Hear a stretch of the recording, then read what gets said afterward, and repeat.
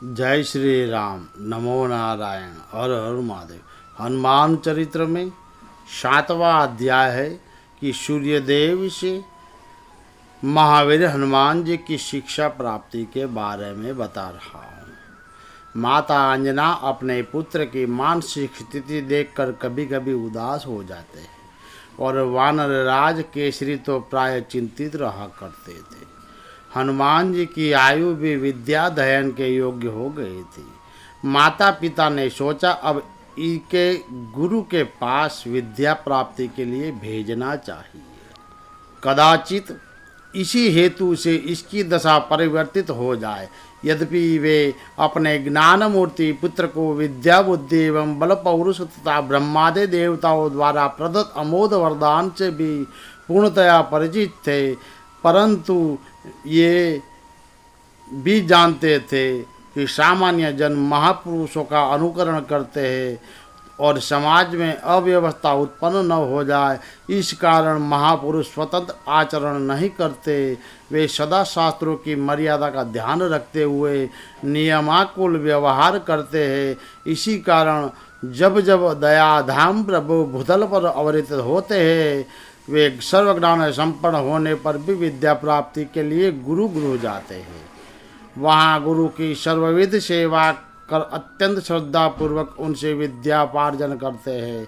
सच तो यह है कि गुरु को सेवा से संतुष्ट कर अत्यंत श्रद्धा और भक्तिपूर्वक प्राप्त की हुई विद्या ही फलवती होती है। ये तो माता अंजना और कपीश्वर केसरी ने हनुमान जी को शिक्षा प्राप्ति के लिए गुरु भेजने का निश्चय किया। माता पिता ने अत्यंत उल्लासपूर्वक हनुमान जी का उपनयन संस्कार करवाया और फिर उन्हें विद्या प्राप्ति के लिए गुरु के चरण में जाने की आज्ञा प्रदान की। किंतु वे सर्वगुण संपन्न आदर्श गुरु के समीप जाए।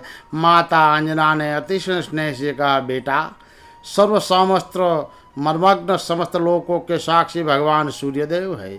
वे तुम्हें समय पर विद्या अध्ययन कराने का आश्वासन भी दे चुके हैं, अतः एवं तुम उन्हीं के समीप जाकर श्रद्धा भक्तिपूर्वक शिक्षा ग्रहण करो।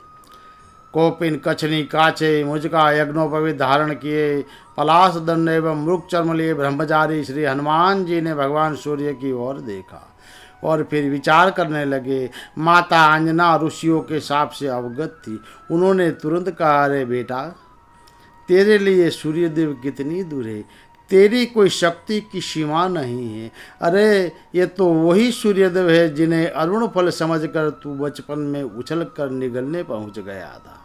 सूर्य के साथ तू क्रीड़ा कर चुका है। तेरे भय से राहु प्राण देकर इंद्र के पास भागा था और तेरे भय से सुरेंद्र भी सहम गए थे। बेटा, ऐसा कोई भी कार्य नहीं है जो तू न कर सके। तेरे लिए असंभव कुछ नहीं है।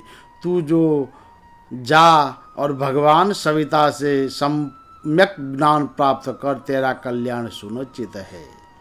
बाल समय रवि बख्श लियो तब तीनहु लोक को भयो अधियारो। वैसे ही माता ने हनुमान जी को अपना जो बल था वो याद किया।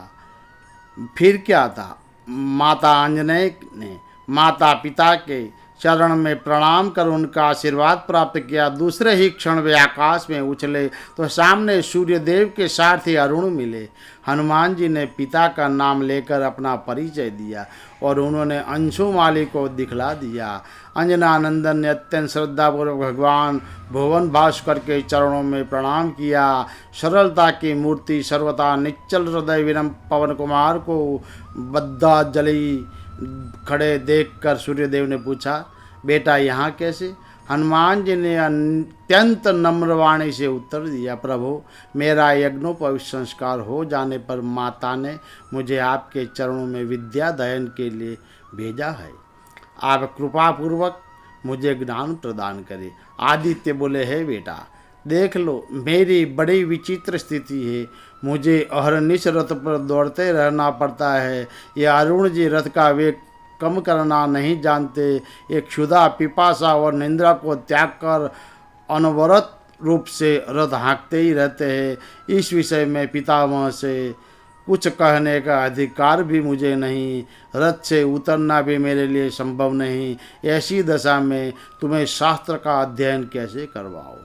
तुम ही सोच कर कहो क्या किया जाए। तुम्हारे जैसे आदर्श बालक को शिष्य के रूप में स्वीकार करने में मुझे प्रसन्नता भी होगी। भगवान दिवाकर ने टालने का प्रयत्न किया, किंतु समीरात्मज को इसमें किसी प्रकार की कठिनाई की कल्पना भी नहीं हुई। उन्होंने उसी विनम्रता से जवाब दिया, प्रभु, वेग पूर्वक रथ के चलने से मेरे अध्ययन में क्या बाधा पड़ेगी? हाँ, आपको किसी प्रकार की असुविधा नहीं होनी चाहिए। मैं आपके सन्मुख बैठ जाऊंगा और रथ के वेग के साथ ही आगे बढ़ता रहूंगा। मारुतात्मज भगवान की तिमिरात की और मुख करके उनके आगे आगे स्वाभिभावपूर्वक के रूप में चलते रहे थे। सूर्य नारायण को इसमें तनिक भी आश्चर्य नहीं हुआ। वे समीर कुमार की शक्ति से परिचित थे। वे यह भी अच्छी तरह जानते थे कि स्वयं ज्ञानी नाम गण्यम है, किंतु शास्त्र की मर्यादा का पालन करने हेतु एवं मुझे यश प्रदान करने के लिए ही मुझसे विद्या प्राप्त करना चाहते हैं।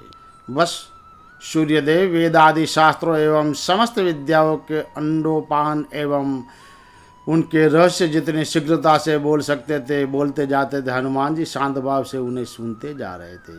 प्रश्न और शब्द का उत्तर और समाधान की आवश्यकता ही नहीं थी। आदित्य नारायण ने हनुमान जी को वर्ष 2 वर्ष या 2-4 मास में नहीं, कुछ ही दिनों में समस्त वेदादि शास्त्र, उपशास्त्र एवं विद्याएं सुना दी। हनुमान जी में तो स्वतः सारी विद्याएं निवास करती थी। संविधि विद्याएं अध्ययन हो गया, सब में पारंगत वो हो गए। अत्यंत भक्तिपूर्वक गुरु चरण में साष्टांग दंडवत प्रणाम कर अंजनानंदन ने हाथ जोड़कर उनसे प्रार्थना की, हे प्रभु, गुरु दक्षिणा के रूप में आप अपना अभिष्ट व्यक्त करें। सर्वदा निष्काम सूर्यदेव ने उत्तर दिया कि मुझे तो कुछ नहीं चाहिए, किंतु यदि तुम मेरे अंश से उत्पन्न कपिराज बाली के छोटे भाई सुग्रीव की रक्षा का वचन दे सको तो मुझे प्रसन्नता होगी। आज्ञा आपकी शिरोधार्य है। मारुति नंदन बोले। अनिल आत्मज ने गुरु के सम्मुख प्रतिज्ञा की कि मेरे रहते हुए सुग्रीव का बाल विवाह का नहीं हो सकेगा। उसकी मैं प्रतिज्ञा करता हूँ। तुम्हारा सर्वविध मंगल हो। भगवान सूर्यदेव ने आशीर्वाद दिया और केसरी किशोर गुरुदेव के चरणों में पुनः साष्टांग लेट गए। परम विद्वान पवन कुमार ने गंधमादन पर लौटकर अपने माता पिता के चरणों पर मस्तक रखा। माता पिता के हर्ष की सीमा न थी।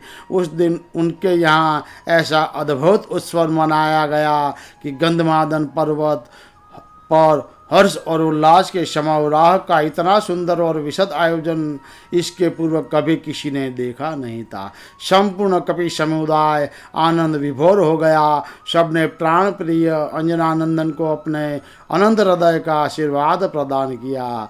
जय श्री राम। नमो नारायण। हर हर महादेव।